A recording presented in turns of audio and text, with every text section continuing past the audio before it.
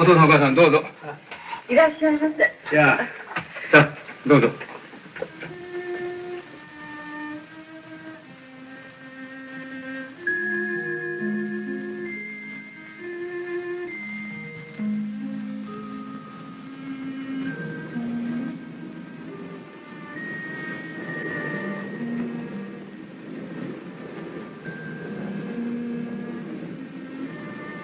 イサミちゃん、あんた大きくなったら何になるん？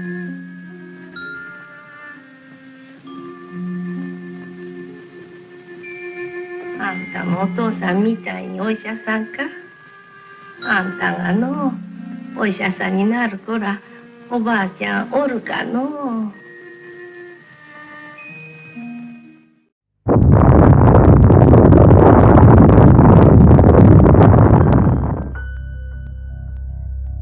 12 mars 2011.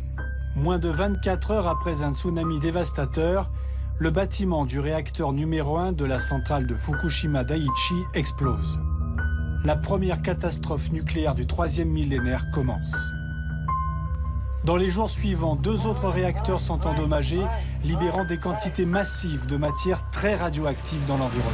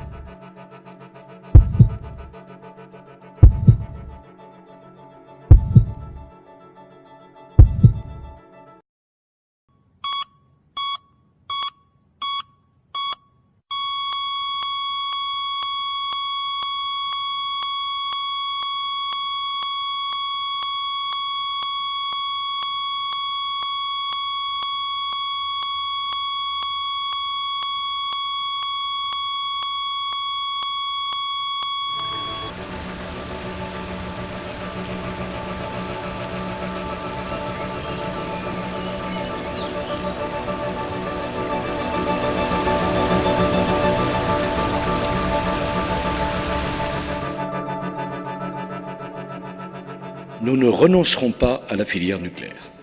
C'est que le risque zéro en matière d'activité humaine et singulièrement en matière industrielle n'existe pas. Donc le risque zéro n'existe pas. En revanche, vous pouvez prendre toutes les précautions requises et convenons qu'à ce jour, en France, ça a été plutôt bien fait. On n'a pas le droit de jouer sur des peurs moyenâgeuses pour remettre en cause des choix qui font la puissance de notre pays.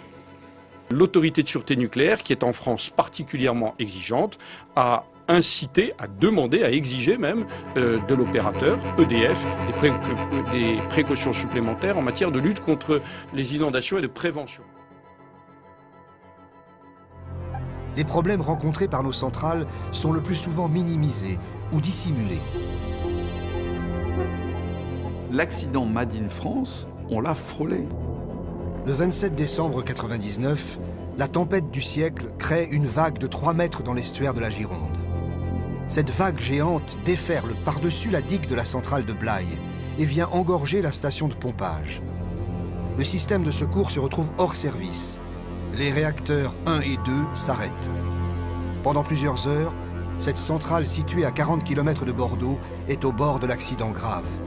Cette crise à la centrale de Blaye est aussitôt étouffée. Elle est classée comme un problème de niveau 2, quasi négligeable. C'est bien le nucléaire français qui, ce jour-là, a montré que, pas plus que les autres, il était prêt, finalement, à une agression extérieure majeure. En effet, cet incident nucléaire était riche d'enseignements. Il nous avertissait qu'une simple inondation due à des causes naturelles suffit à mettre en danger une centrale. Au siècle prochain, la Camargue et certaines parties de la côte atlantique pourraient être submergées. Mais il y a pire. Des études viennent de montrer que c'est le réchauffement climatique qui est responsable des phénomènes météo extrêmes.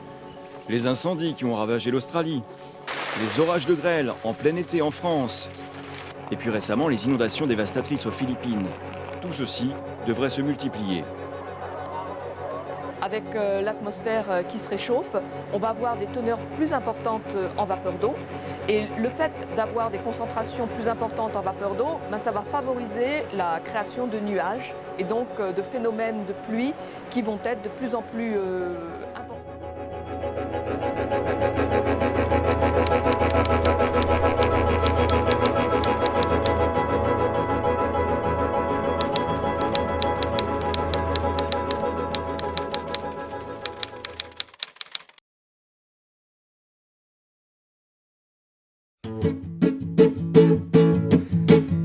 Pour un peu d'électricité, on hypothèque l'humanité. Pour quelques heures de kilowatts, on se retrouve à quatre pattes, prêts à se faire sodomiser par la fée électricité qui nous ferait tranquillement vendre notre femme et nos enfants. Les petits gars de l'EDF disent que le vent ça suffit pas, que le soleil c'est pas BZF, que l'hydrolien ça marche pas. Pour assurer le samedi la consommation d'énergie, y'a rien qui peut mieux faire l'affaire qu'une bonne vieille centrale nucléaire. Une terre par tête, mais tous la gueule par terre. Une terre par tête, mais tous la gueule par terre. Une terre par tête, mais tous la gueule par terre. Une terre par tête, mais tous la gueule par terre. Car ce qu'ils oublient de vous dire, pour le meilleur comme pour le pire, c'est que le cadeau qu'ils vous ont fait, il va falloir s'en occuper. Pour vos enfants ça peut aller, vous aurez le temps de leur expliquer que vous êtes fait niquer sur une affaire d'une centrale nucléaire. Mais les enfants de vos enfants, les petits-enfants de vos petits-enfants, allez leur dire la belle affaire qu'ils en ont pour 100 millénaires. Des générations d'enfilés par la fée électricité, pour que notre foutue société puisse regarder sa télé. Une terre par tête, mais tous la gueule par terre. Une terre par tête, mais tous la gueule par terre. Une terre par tête, mais tous la gueule par terre. Une terre par tête, mais tous la gueule par terre. Pour quelques tonnes de CO2, on hypothèque l'humanité. On s'échange ça comme on peut au rendez-vous de l'OMC. Pour quelques barils de pétrole, on buterait la terre entière. Mais mon confort et ma bagnole méritent bien une petite guerre pour une centaine d'abrutis qu'on a trop longtemps laissé faire. Des businessmen et des nantis qui évoluent en haute sphère. Des politiques ramollis, des industriels gravataires. On se retrouve tous punis, tous la gueule par terre. Une terre par tête, mais tous la gueule par terre. Une terre par tête, mais tous la gueule par terre. Une terre par tête, mais tous la gueule par terre. Une terre par tête, mais tous la gueule par terre.